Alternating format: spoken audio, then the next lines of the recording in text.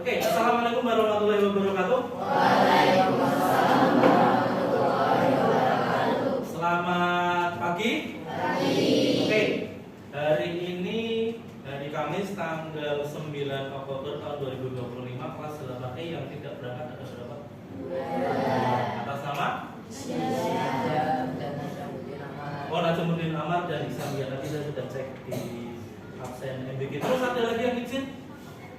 Ada yang izin kegiatan lain? Siapa? Amel sama?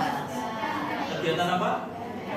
Jadi yang di kelas ada 28 ya berarti? Ya. Oke. Kemarin Pak Agus sudah menginstruksikan untuk membawa HP semua ya hari ini ya? Oke, terima kasih. Tadi pagi sudah berdoa. Kemudian kemarin kita pertemuan terakhir itu membahas tentang tata tertib kalau tidak salah ya. Untuk kali ini kita akan membahas tentang kenali potensi diri. Sebelum saya masuk ke materi, potensi itu apa? Ada yang tahu? Silakan dijelaskan dengan bahasa kalian. Potensi apa? Apa, Mak? Potensi apa, Mak? Kalian punya potensi gak? Punya. Apa? Berarti apa? Kelebihan. Oke. Kelebihan. Ada yang lain? Kemampuan. Lain? Oke, kelebihan dan kemampuan. Nah, nanti akan kita bahas potensi itu apa? Apakah kelebihan, apakah kemampuan, atau dua-duanya. Oke. Selanjutnya, sebelum masuk ke materi, biar kita kalian lebih konsentrasi lagi, saya minta mencari pasangan laki-laki dengan laki-laki, perempuan dengan perempuan, dua-dua. Silakan. Langsung berhadapan seperti ini boleh. Ini berhadapan cari dengan sana boleh. Ini dengan ini dengan ini. Sakti dengan selamat juga boleh. Yuk. Sudah? Oke, berdiri. Silakan berhadapan, hati-hati ya, karena ini takutnya berhadapan-hadapan. Sakti pindah dengan selamat dulu dan lewat. Kanana cari temannya mana? Kanana sama siapa? Oke, sini. Oke. Silakan berhadapan, jaraknya diperdekat lagi. Oke. Yang punya tangan kanan tunjuk tangan. Yang punya tangan kiri tunjuk tangan. Oke, silakan tangan kanannya dibuat seperti ini, Kak. Di depan kalian seperti ini. Depannya gini. Oke. Tangan kirinya dibuat seperti ini.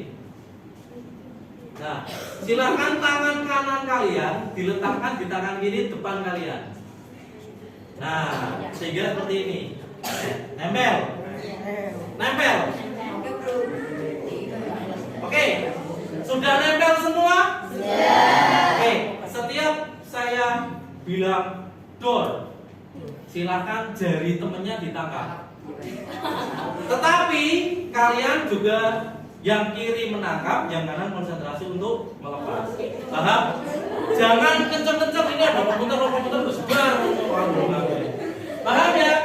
Oke, siap. Belum, ini mulai. Ya, oke. Ditempelkan. Lurus. 1, 2. Door. Siapa yang bisa menangkap? Oke, ada. Sekali lagi. Konsentrasi. Yang tertangkap harus pijiti temennya nanti. Jangan ada mandet, marah, berhenti, berhenti. Siap? 1, 2. Siapa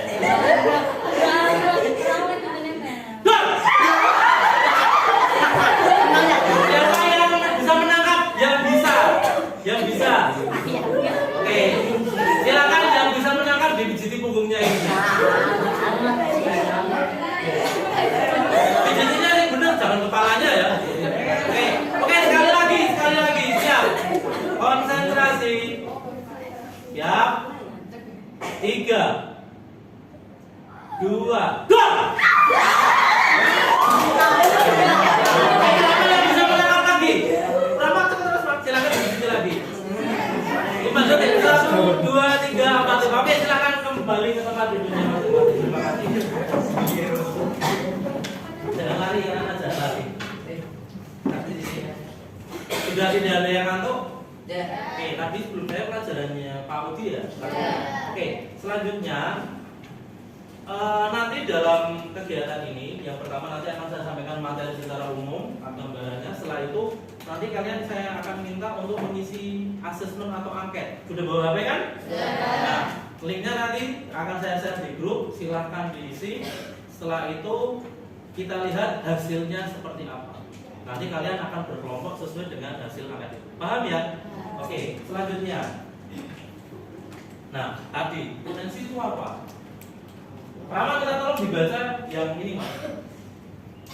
Potensi adalah kemampuan, kekuatan, atau kualitas yang terpendam dan belum terwujud sepenuhnya dalam diri seseorang, namun dapat dikembangkan untuk mencapai keberhasilan. Oke. Potensi adalah kemampuan, kekuatan, atau kualitas yang terpendam dan belum terwujud sepenuhnya. Ini maksudnya apa ini? Contohnya babian itu waktu lomba MAPSI kalau tidak salah. Kemampuan, potensi itu adalah kemampuan yang ada dalam diri seseorang yang belum sepenuhnya terwujud. Terwujud itu berarti belum sepenuhnya dikeluarkan sama orang itu. Karena apa? Karena satu mungkin dia belum tahu potensinya apa. Yang kedua, tidak tahu cara mengembangkan.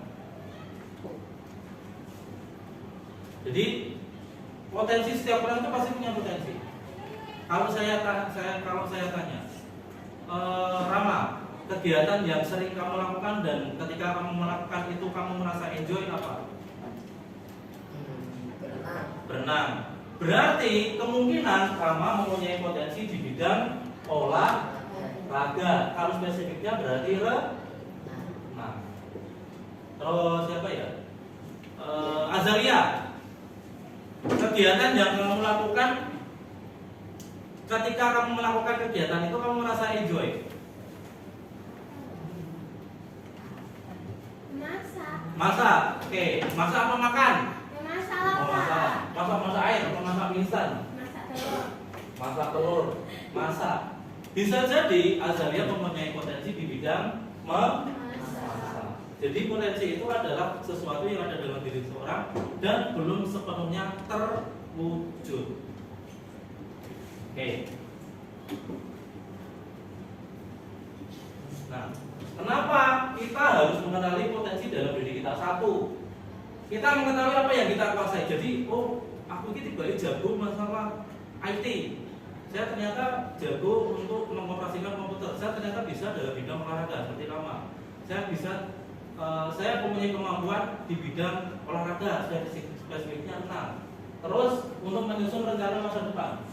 Kalau kalian sudah mengetahui potensi diri, minimal ketika nanti kalian akan melanjutkan studi atau sekolah itu sudah tahu.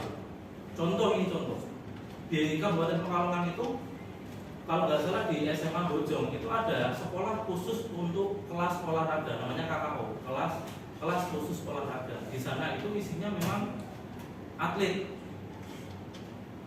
yang mempunyai potensi di bidang olahraga. Misal Rama, saya punya prestasi di bidang renang, punya medali sak lemari ramuat misal, karena lemarinya segini.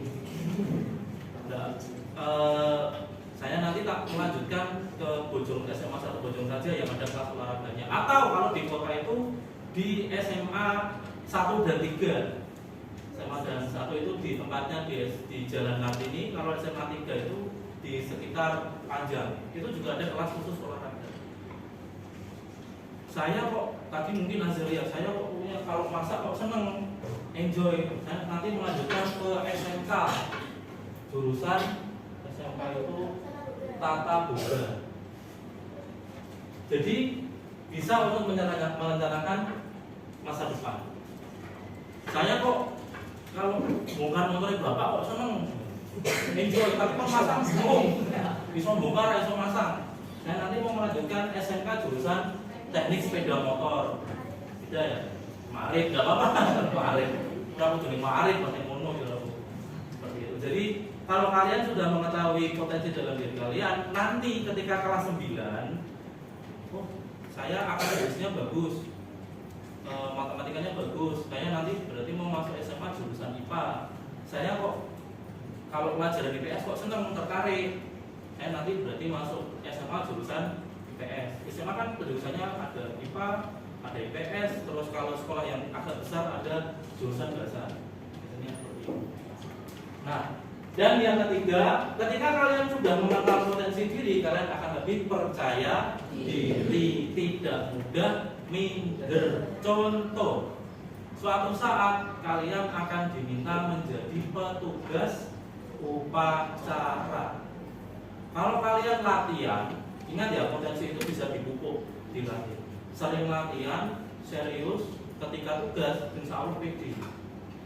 Jangan seperti kelas kemarin, jadi kleton malah ini ada suruh balik kanan, baliknya kiri. Ya, laporan tidak keluar suaranya. Karena apa? Karena tidak pede. Dia ketika latihan tidak serius, akhirnya potensinya tidak keluar. Sampai sini paham? Oke. Nah, kasih. Fabian, kita tolong dibaca.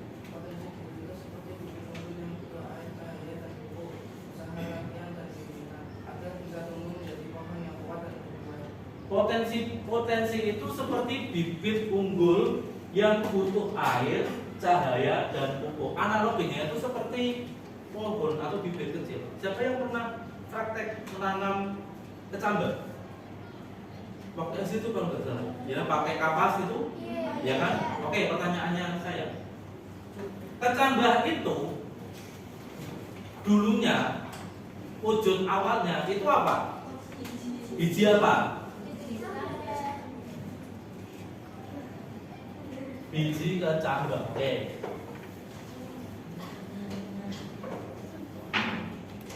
Kecambah. Sebelum jadi kecambah itu berupa biji.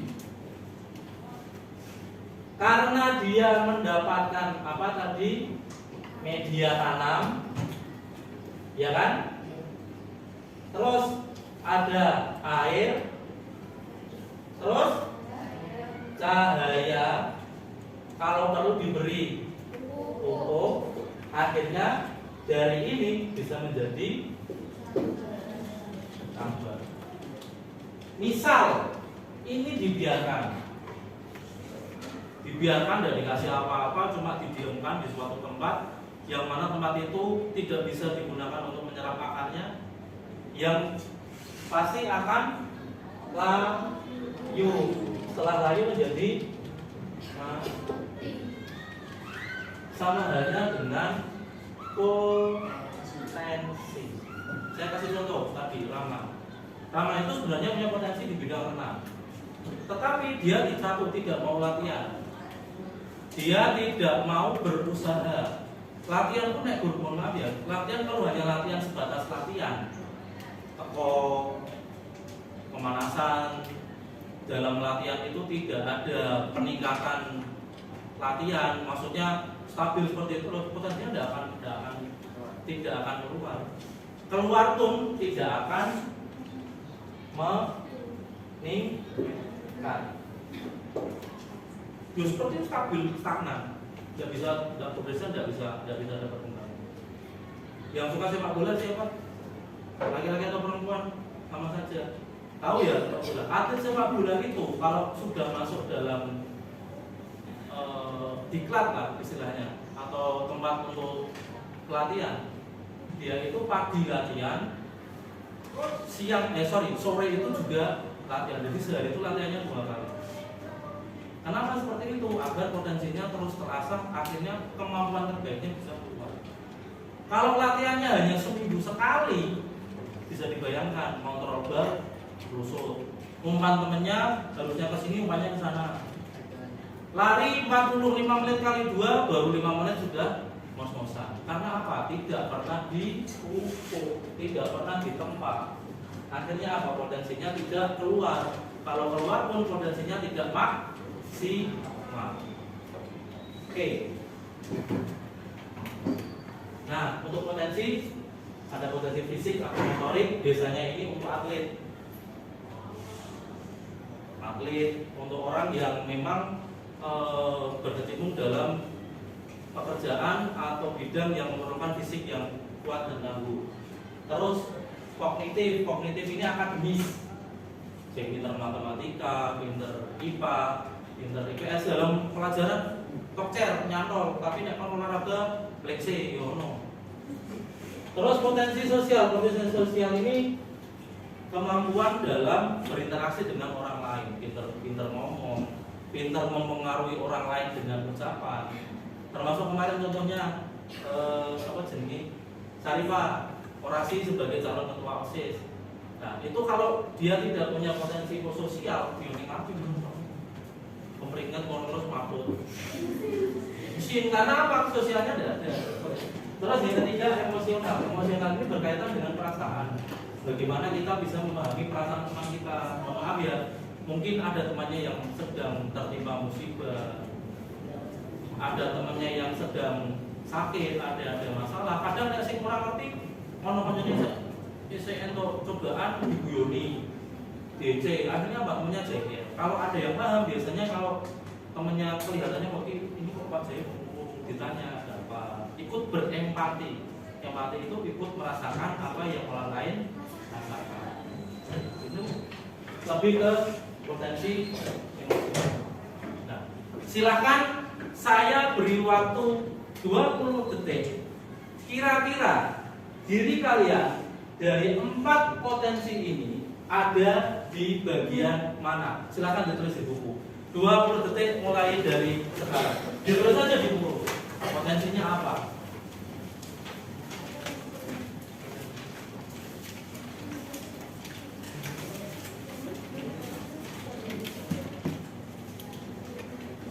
Ada yang ada bawa pulpen nih, tapi ini kira-kira aku ini nek olahraga jago, tapi nek karo koncone ora ngerti, koncone susah tak guyoni akhirnya ini. Kira-kira kalian masuk potensinya apa? Apakah fisik, apakah intelektual, apakah sosial, apakah emosional? 10 detik lagi. Sudah.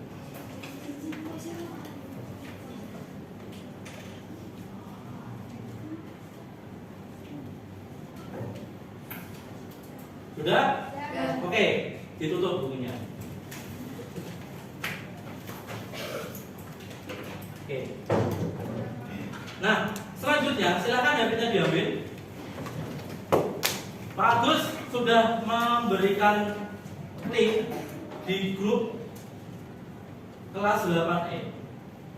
Silakan dicek. Sudah ketemu? Ya. Oke. Saya beri waktu 5 menit untuk mengerjakan 2 tes itu. Paham? Oke, silakan dikerjakan.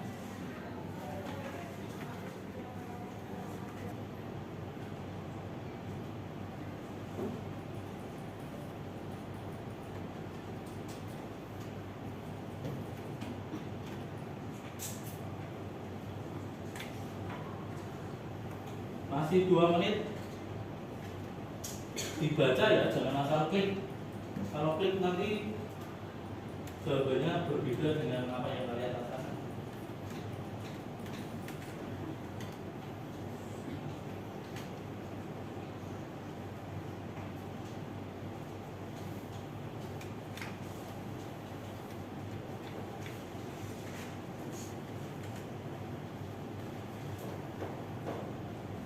Tes 1 sudah selesai, silakan dilanjut ke tes 2. Kecerdasan majmuk.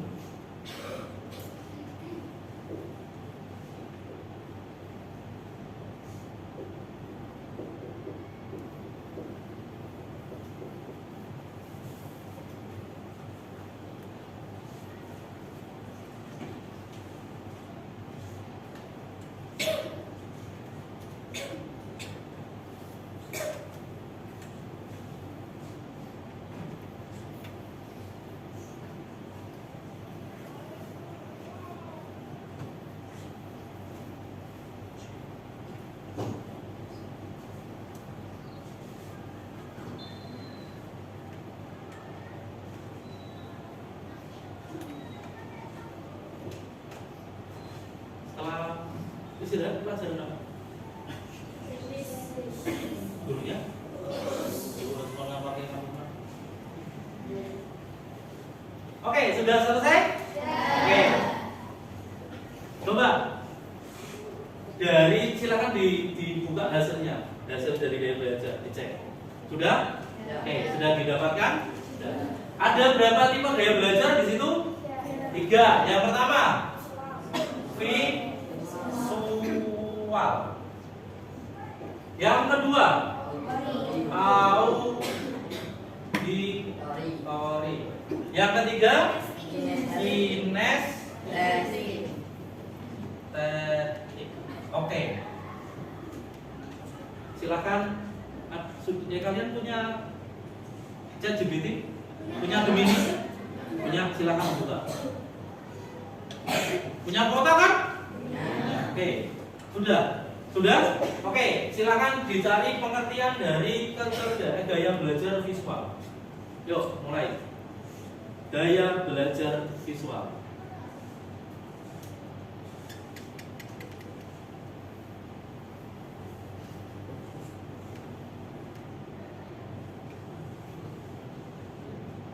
Sudah? Ya. Sudah ketemu? Ya. Penjelasannya sudah? Ya. Oke, Farah. Gaya belajar visual penjelasannya apa? Gaya belajar visual adalah salah satu tipe gaya belajar di mana seseorang lebih mudah memahami dan mengingat informasi melalui gambar, diagram, grafik, warna, atau visual lainnya. Orang dengan gaya belajar ini cenderung lebih menyukai materi yang disajikan dalam bentuk visual seperti map, Mind mapping. Betul. infografis, atau presentasi. Oke, cukup. Gaya belajar visual itu cenderung lebih suka atau cenderung bisa berfungsi ketika orang itu menggunakan penglihatan mata. Contohnya menggunakan slide. Ini namanya slide. Nah, ini. Terus menggunakan gambar, membaca apa tadi, diagram. Ya, gaya belajar visual itu lebih cenderung belajar menggunakan gaya-gaya itu. Selanjutnya, auditori. Silahkan dibuka lagi. Dicari pengertian gaya belajar auditori.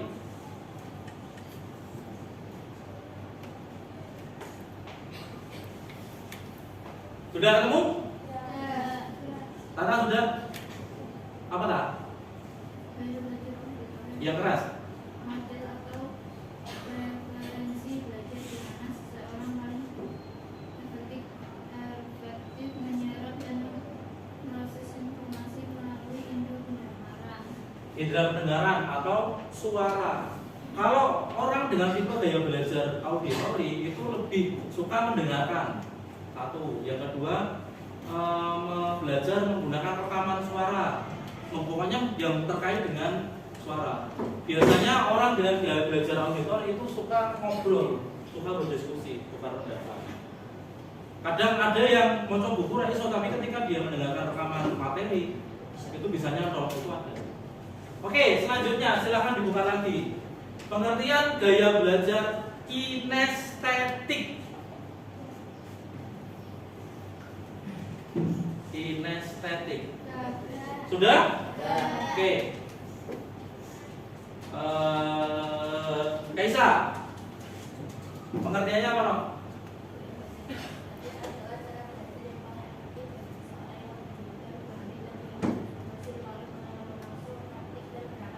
Oke, melakukan belajar dengan praktek secara langsung. Contoh, tadi waktu pelajaran IPA, ya, kalian presentasi. Presentasi yang kalian presentasikan apa? Apa? Sistem pernapasan. Ada prakteknya enggak? Apa prakteknya berupa membuat apa? Yang pakai selang itu. Ya. Itu berarti memadukan antara visual dengan kinestetik, tetapi lebih ke kinestetik. Kalian belajar tapi langsung mempraktekkan. Ini loh, kalau sistem pernapasan itu contohnya seperti ini. Kalau ini ditekan, ya kan? Nanti anginnya pakai air atau pakai air? pakai air, airnya akan mengalir sama seperti pernapasan dalam tubuh manusia. Jadi belajar dengan praktek. Contoh lagi kinestetik itu dominan ke pelajaran PJOK. Kamu kan misal ada materi tentang bulu tangkis. Kamu naik bulu tangkis itu raketnya seperti ini, dijelaskan kok kayak gini, bunder ada gagangnya, nanti ada jaring-jaringnya, terus bolanya itu ada bulunya. Aku pikir baru bulu ini model. Tetapi suatu saat Pak Diva mempraktekkan, besok bawa raket, bawa kok dan sebagainya. Oh ternyata bulu tangkis itu modelnya seperti ini. Jadi belajar sambil praktek. Itu ke gaya belajar kinestetik.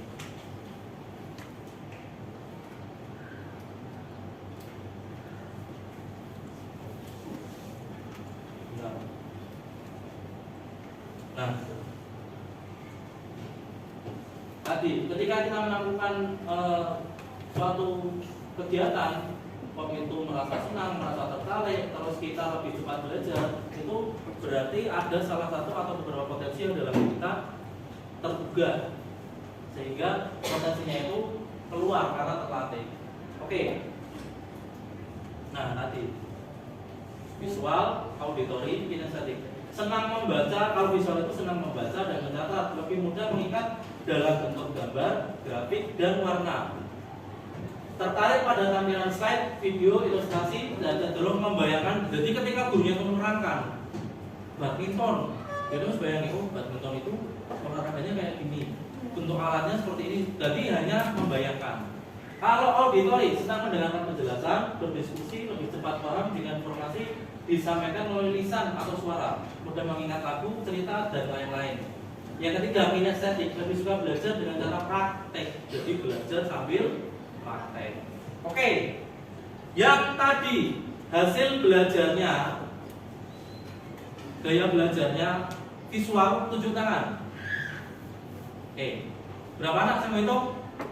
1, 2, 3, 4, 5, 6, 7.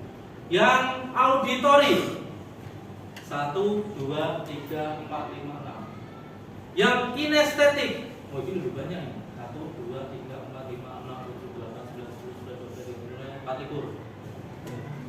Oke, itu adalah tipe gaya belajar yang dominan dalam diri kalian. Jadi ketika kalian nanti belajar, oh saya ternyata tipenya kinestetik, berarti ketika saya belajar harus dengan praktek. Saya belajar tipe gaya belajarnya auditory, berarti ketika saya belajar harus juga mendengarkan rekaman. Sekarang kan kalau sumber belajar itu banyak, caranya buku. Kamu bisa buka YouTube, ya kan? Ya. Kamu bisa buka mungkin podcast yang di situ ada kegiatan pembelajaran. Kamu bisa buka website. Jadi sekarang itu tidak hanya buku, bahkan mohon maaf ya, kadang anak itu bisa lebih maju daripada gurunya. Karena apa? Karena dengan kemajuan teknologi kalian materi ini kalian sudah mempelajari dulu. Sekarang itu kamu buka soal itu mudah kan? Kamu tinggal foto aja pakai Google Lens, nanti keluar caranya. Jadi untuk sekarang itu bisa lebih dipermudah. Nah, tadi yang kedua tes kecerdasan majemuk tadi sudah kan? Ya. Oke. Hasilnya ada 8 tipe kecerdasan. Yang pertama verbal linguistik, yang kedua interpersonal, yang ketiga naturalis, yang keempat eksistensial, kelima logis matematis, 6 intrapersonal, 7 kinestetik, 8 visual spasial. Coba dicek lagi yang kecerdasan majemuknya. Yang termasuk yang dominan cerdas verbal linguistik, 7 tangan. 1, 2, 3, 4. Yang cerdas interpersonal 1. Naturalis tidak ada. Eksistensial tidak ada.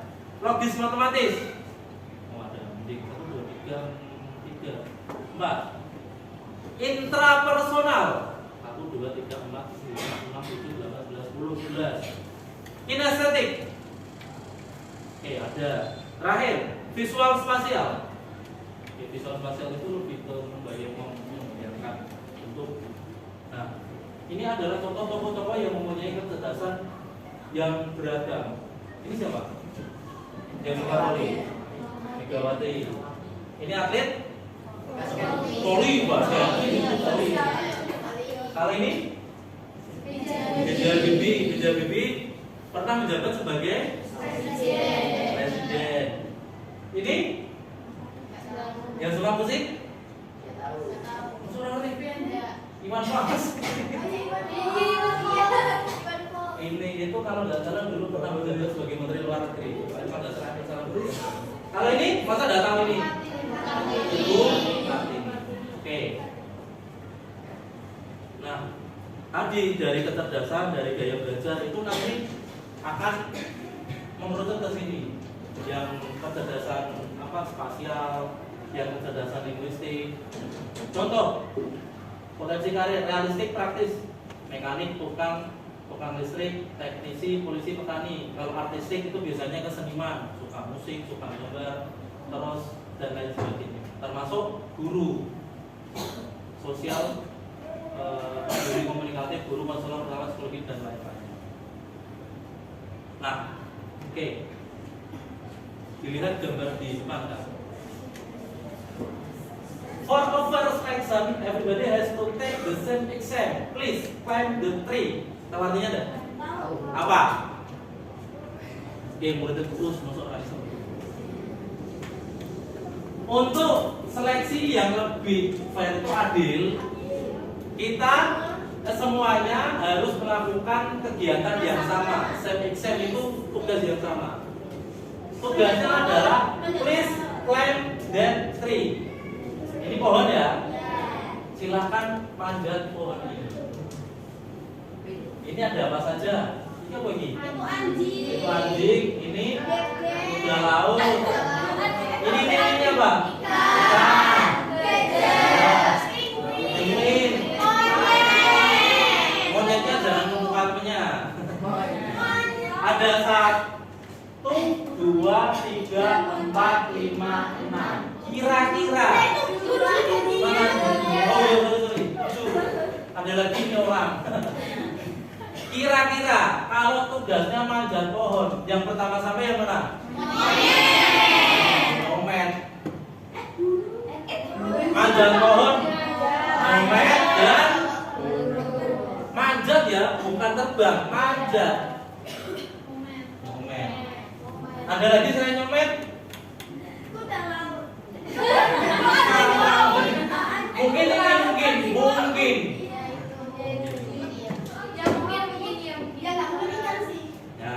Yo ikan juga gajah perlu baik. Masuk gajah manjat itu aneh. Oke, biarkan. Kan tulisannya for over selection. Jadi untuk seleksi yang adil, untuk tes ya, untuk seleksi yang adil sama satu tugasnya hanya satu, yaitu manjat pohon. Kira-kira adil enggak? Enggak. Jadi setiap orang itu punya potensi sendiri. Jadi tidak sama antara si A dan si B. Oke, Rama. Untuk Rama dan Kaisar bener. Rama dan Azalia. Rama pintar renang, Azalia tidak bisa. Tesnya sama. Tes berenang 100 meter. Sing Rama tekan kono, sing Azalia kanggo Lampung. Kalau terus dibalik, Azalia pintar masak tadi. Tesnya sama, masak steak. Sing punya Azalia bisa dinikmati, sing Rama. Karena apa? Tesnya tidak sesuai dengan potensinya. Jadi yang namanya tes itu biasanya ada beberapa bidang kan.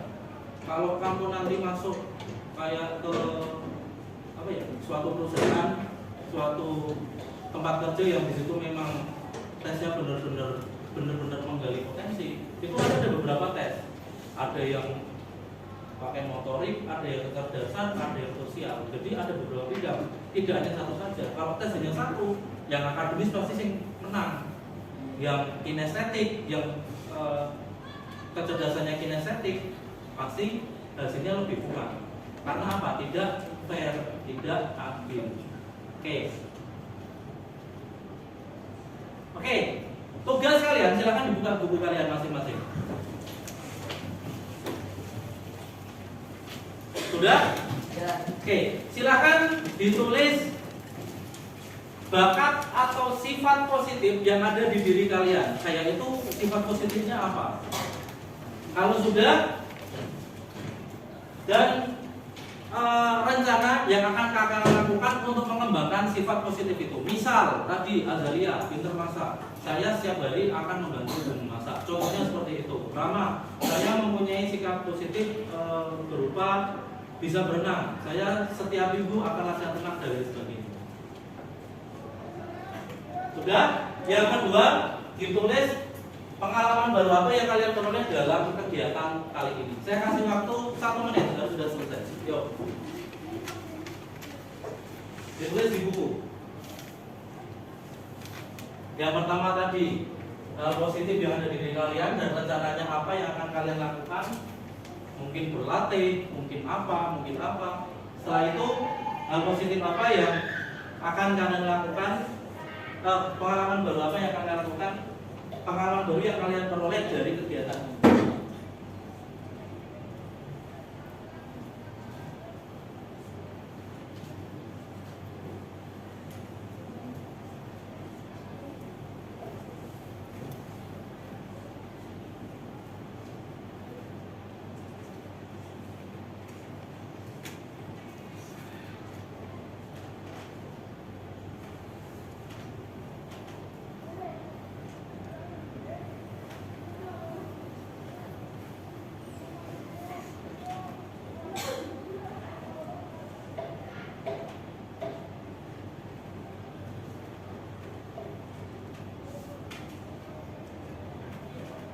Oke, cukup. Ada yang bersedia untuk maju ke depan? Ada yang bersedia untuk maju ke depan untuk membacakan hasil yang telah ditulis di bukunya?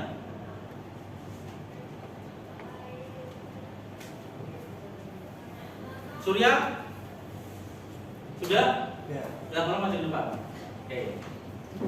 Biasakan kalau ada yang maju, yang lain memperhatikan. Surya, silakan dibaca. Yang keras Surya. Saya mempunyai sifat positif yaitu berolahraga. Berolahraga, oke. Terus? Saya biasanya berolahraga setiap hari. Berolahraga setiap hari, gunakan HP, olahraga jempol. Olahraganya apa tuh? Main bola. Bola. Oh silat, ikut silat. Oke. Nomor 2 tuh. Pengalaman yang akan saya peroleh yaitu fisik yang terus meningkat karena sering berolahraga. Oke, pengalaman yang terus meningkat karena sering berolahraga. Tepuk tangan untuk Surya. Oke, terima kasih. Perwakilan dari Surya sudah membacakan hasilnya. Selanjutnya, sebelum saya tutup, kenali potensi diri, pahami gaya belajar, dan kembangkan kecerdasanmu. Setiap orang unik dan luar biasa. Jadi setiap orang itu unik. Tidak ada manusia yang sama secara genetik maupun secara sifat. Yang sama 100% itu udah pasti ada bedanya. Kamu cek di kelas 7 itu ada 4 anak kembar. 4 pasangan anak kembar. Ada yang laki-laki, ada yang laki-laki, ada yang perempuan-perempuan, ada yang laki-laki dengan perempuan. Yang paling ketara itu Nabila Sadewa. Itu secara fisik aja sudah berbeda, ya kan? Yang ikut DP, yang ikut kan tahu. Itu pun mereka masih mempunyai sifat yang berbeda, tidak sama plek jiplek itu enggak. Pasti mempunyai perbedaan. Makanya kita harus bisa satu tadi mengenali potensi dalam diri kita. Setelah kita kenali, baru kita akan bisa kembangkan sehingga potensi kita bisa berkembang secara maksimal. Oke, terima kasih untuk kegiatan hari ini. Silakan selanjutnya nanti bisa balik ke kelas dan beristirahat. Terima kasih. Assalamualaikum warahmatullahi wabarakatuh.